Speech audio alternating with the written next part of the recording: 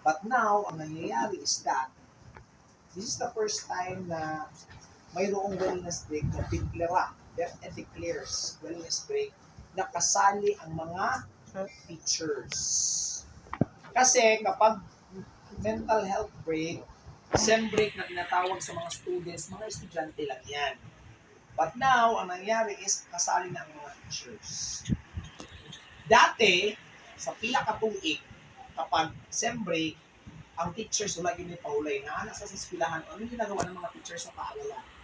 They are computing the grades and mayroon silang ginagawa na inset. Sir, gusto ng inset.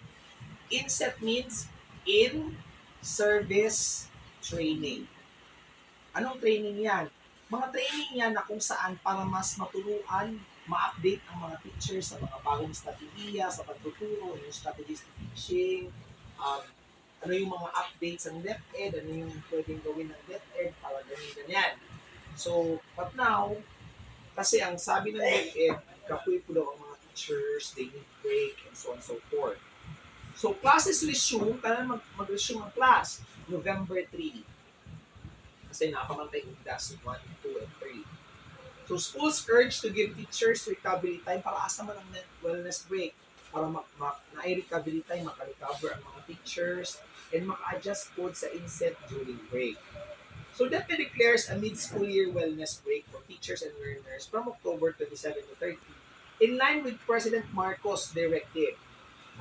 Sabi yan ni President Marcos, to prioritize well-being amid natural disaster and illnesses. Kailangan daw magpahuway doon.